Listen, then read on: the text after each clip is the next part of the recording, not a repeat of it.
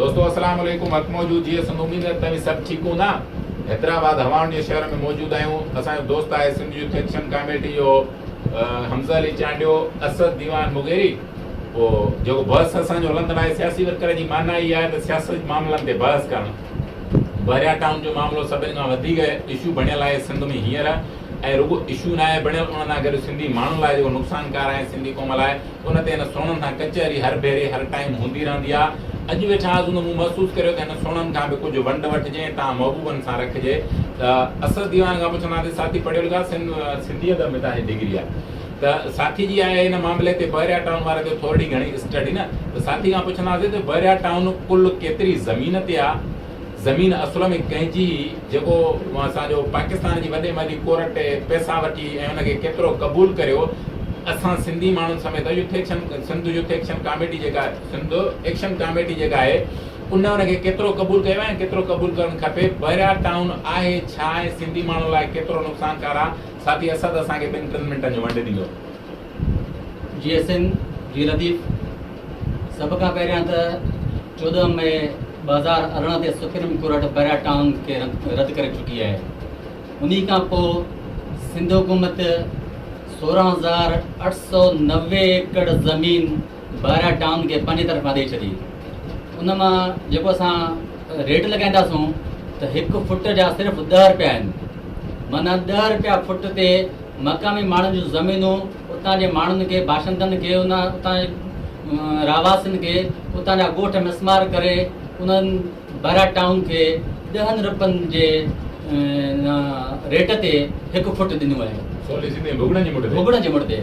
हाणे जेको बहरिया टाउन आहे ऐं सिंध एक्शन कमेटी जेको छजुनि ते धरणो हुयो, त उन में सिंधी क़ौम इहो वाज़े पैगाम ॾिनो त बहरिया टाउन सां गॾु DHA, कमांडर सिटी ऐं जेके ॿिया शहर तव्हां हैदराबाद खां जामचोरे खां कराची ताईं क़ाइमु कया आहिनि, उन सभिनी खे असां रद्द था करियूं। इहो सिर्फ़ु इन जे करे न त असां सिंधी माण्हू अक़लियत में तब्दील था थियूं। इन मां मुराद इहो बि आहे असांजे ज़मीनुनि ते धारनि जी यलगार थी थिए। अरबुननि खां वठी तुर्काननि ताईं, मुग़लनि खां वठी अंग्रेज़नि ताईं जेके बि यलगारूं थियूं आहिनि, उन्हनि कॾहिं बि सिंधी माण्हुनि खे अक़लियत में तब्दील करण जी कोशिशि न कई। रांदो अंग्रेज़ जॾहिं आया त अंग्रेज़नि इहो शर्त रखियो त जेके माण्हू सरकारी मुलाज़िम थींदो, नौकरी कंदो, त सभ खां पहिरियां हुनखे सिंधी सिखणी पवंदी। पर हिते उबतो त कमु थो थिए।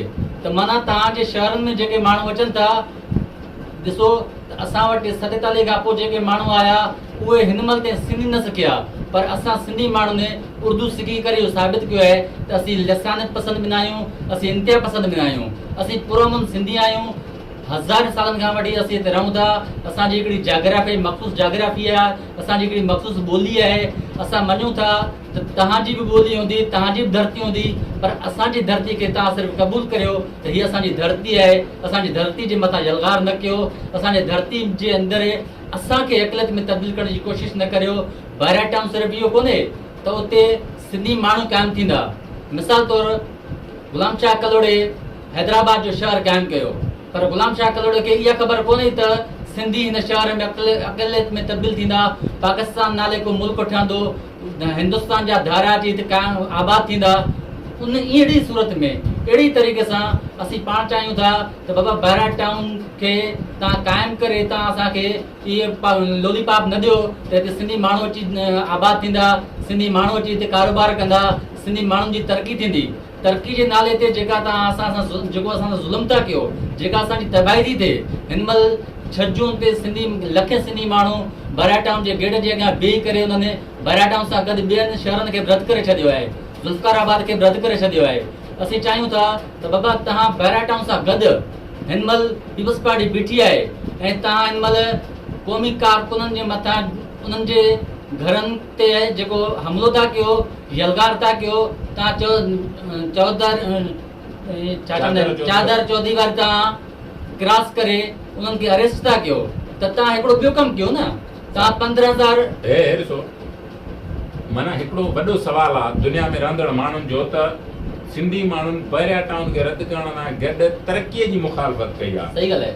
त तुंहिंजी माना छा आहे त माना इहा तरक़ीअ जी मुखालफ़त आहे, बहिरियां टाउन DH ऐं इन जेका कमांडर सिटी जी मुखालफ़त आहे? न, तरक़ी इहा कान्हे त तव्हां ॿाहिरियां माण्हू आणे करे असांजी धरती में आबाद कयो, तव्हां ॿाहिरियां माण्हुनि खे वठी अची असांजी धरती ते आबाद करे उन्हनि खे रोज़गार मुहैया कयो, उन्हनि खे तहफ़ुज़ मुहैया कयो, उन्हनि खे तव्हां उहे सभु शयूं ॾियो जेके हितां जे धरती वासियुनि खे मिलणु खपनि। हितां जा धरती वासी जेके सिंधी माण्हू आहिनि उहे बुख में दुख में गुज़ारनि था। हिन महिल थर में जेका कंडीशन आहे, बदिन ज़िले में जेका कंडीशन आहे, पीअण जो पाणी उन्हनि खे मैसर कोन्हे को, पीअण जो पाणी फराहम न थो थिए। तव्हां ॿिया शहर जोड़े करे तव्हां उन्हनि जे लाइ कैनाल ठाहियो था पीअण जे पाणी जे लाइ, तव्हां बहिरियां टाउन जे लाइ अलॻि कैनाल कढी वञो था, तव्हां DH जे लाइ अलॻि कैनाल कढी था वञो पिंजर ढंढ मां। त माना असां जेके धरती वासी आहियूं त असांखे तव्हां इहे सहूलियतूं फराहम नथा करियो। थर में माण्हू मरनि था पिया, तव्हां उन्हनि खे सहूलियतूं फराहम नथा कयो। तव्हांखे त कैनाल थर जे तरफ़ कढणु खपे जिते माण्हू सदन खां वठी आबाद आहिनि पर उन्हनि खे पाणी फराहम कोन थो थिए, तव्हां उहे माण्हू उन था मरनि। न तव्हां हाणे माना जेका सुप्रीम कोर्ट फ़ैसिलो कयो, पाकिस्तान जी वॾे कोर्ट 460 अरब लाइ घणा वठी माना हिनखे बहिरियां टाउन खे 16,000 एकड़ तां लाइ इहो वफ़ाक़ इहो कयो आहे सुप्रीम कोर्ट। तव्हांखे इहो क़ाबिल क़बूल आहे? बिल्कुल बि न आहे। हिकु हे बहिरियां टाउन शहर छा, असांखे त हिन धरतीअ ते हिकु घर बि क़बूल कोन्हे को। जेकॾहिं तव्हां हिन धरतीअ ते धारनि जे तरफ़ां मस्जिद क़ाइमु था कयो त असांखे उहा मस्जिद बि क़बूल कोन्हे। मिसाल तौरु हिन महिल तव्हां बहिरियां टाउन जो नालो काबो या मदीनो कुझु बि रखोसि, तॾहिं बि सिंधी क़ौम खे, सिंधी माण्हुनि खे इहो क़ाबिल क़बूल कोन्हे। छो जो पाकिस्तान आइन ख़ुदि चवे थो त जेकॾहिं कब्ज़े जी जॻह ते जेका बिल्डिंग ठहे थी उहा पाण ई मिसमार कंदा आहिनि। सिंध जे माण्हुनि जा हज़ारे घर हिननि अलाए केतिरनि तरीक़नि सां ठाहिया आहिनि पाण, त बाबा कब्ज़े जी जॻह ते इंक्रोचमेंट जे नाले ते आहिनि। सुहिणो सां हमज़ली बि मौजूदु आहे। सुहिणे खां पोइ चवंदा एक्शन कमेटी हाणे जेको गिरफ़्तारियूं थियूं आहिनि कुझु थियनि पियूं, इन सां गॾोगॾु हाणे जेके सिंध एक्शन कमेटी फ़ैसिला वरिता आहिनि, तुंहिंजी सम्झ में छा आहे त इहे जेके फ़ैसिला आहिनि इहे सही आहिनि?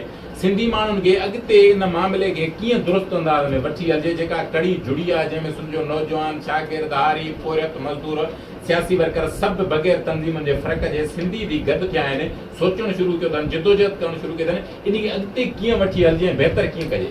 जीअं सुन साथियो, सिंध अंदरि जेको 6 जून ते बहिरियां टाउन जी गेट ते सिंध जे हज़ारे पर लखे माण्हुनि गॾु थी बहिरियां टाउन खे रद्द कयो ऐं उन्हनि सिंधी माण्हुनि एक्शन कमेटी जिदोजहद खे ऑन कयो। हज़ारनि जी तादाद में पंहिंजे ॿारनि बच्चनि सां फैमिलियुनि सां शरीक थी इहो साबित कयो त सिंध जो माण्हू पंहिंजी धरती ते का बि हालात बर्दाश्त करण लाइ तयारु न आहे। ऐं जेका सिंध एक्शन कमेटी जी जिदोजहद आहे, सिंध जो माण्हू उन सां गॾु बीठल आहे। छो त सिंध एक्शन कमेटी जेका जिदोजहद आहे उहा सिंध जे ईंदड़ नसुल जे लाइ आहे, सिंध जे वतन जी बका जी जंग आहे, मादरे वतन जी बका जी जंग आहे। असां इहो सिंध जे माण्हुनि खां, सिंध एक्शन कमेटी खां इहा घुर बि कयूं था त इन जिदोजहद खे अञा वसी ऐं तेज़ कयो वञे। तव्हां ॾिसो सिंध जी सूरत हाल छा आहे अॼु। 6 तारीख़ खां पोइ हिकिड़ी सिंध अंदरि आमरियत मड़ी वई आहे, सिंध अंदरि हिकिड़ी मार्शाला क़ाइमु कई वई आहे जेका पीपल्स पार्टी जे रूप में आहे। पीपल्स पार्टी जो चेयरमैन बिलावल भुट्टो जेको जमहूरत जूं दावाऊं कंदड़ आहे, जेको पंजाब में वेही ऐं लाहौर जे शहर में वेही जमहूरत जूं ॻाल्हियूं त करे थो, पर सिंध अंदरि जेको सिंध जे नौजवाननि सां, सिंध जे सियासी कारकुननि सां, सिंध जे पोरियतनि सां, सिंध जे हारी ऐं वर्कर सां जेको वर्ताव कयो थो वञे, राति जे पेट में, ऊंदाही जी राति में सिंध जे माण्हुनि जे घरनि में घिड़ी उन्हनि जे औरतुनि जे आॾो, उन्हनि जे ॿारनि खे, उन्हनि जे पीअरनि खे, उन्हनि जे पुटनि खे खंबियो थो वञे।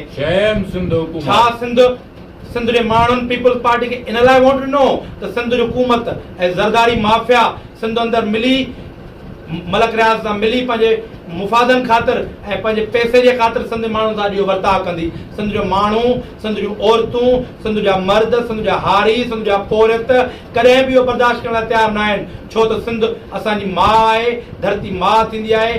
माउ तां सिंध जा माण्हू क़ुर्बान थियण लाइ तयारु आहिनि। असां कॾहिं बि इन शइ खे क़बूल करण लाइ तयारु न आहियूं, भली असांखे गिरफ़्तार कयो वञे, असां सभु गिरफ़्तार ॾियण लाइ तयारु आहियूं। जे एक्शन कमेटी जेका बि जिदोजहद कंदी, सिंध जा नौजवान, सिंध जा हारी, सिंध जा पोरियत उनखे ऑन था कनि ऐं उनखे लबेक कंदा।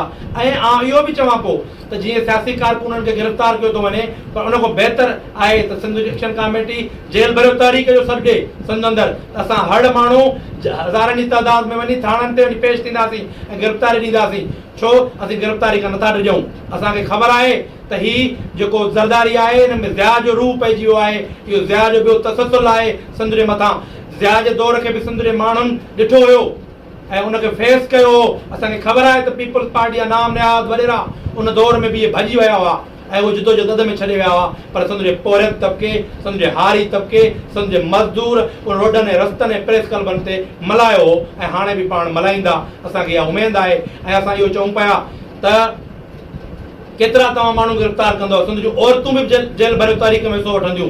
छो त असांजी बका जी जंग आहे, असांजी वतन जी जंग आहे, असांजे धरती जी जंग आहे। तव्हां ॾिसो जेको शहीद गनी हिकिड़ो बयानु ॾिनो सिंध में, लसानी बयानु चऊं या असां हुनखे ॿिए कंहिं रूप में वठी चऊं त हुन जॾहिं चयो त बाबा इहो जेको वाक़ियो कयो आहे उहो MQM कयो आहे। भाई MQM कयो आहे त सिंध जो ॿियो सियासी कारकुन छो गिरफ़्तार थो थिए वॾे पैमाने तां। राति ॾिठो हूंदो त सिंध जे हर शहर में राति जे पेट में हर सिंध जे ॻोठ में शहर में हिननि सिंध जे माण्हुनि जे घरनि में गिड़ी सिंध जी इज़तुनि सां वार कयो आहे। असांजे बच्चनि जे साम्हूं, पंहिंजे ॿारनि जे साम्हूं ऐं माण्हुनि खे खंभियो वियो आहे। तव्हां ॾिसो असां इहो सिंध एक्शन कमेटी खे बि चऊं था त बाबा अहिड़ी का तहरीक हलायो जंहिंमें माण्हू सिंध जा माण्हू गिरफ़्तारी त हूअं ई थियनि पिया।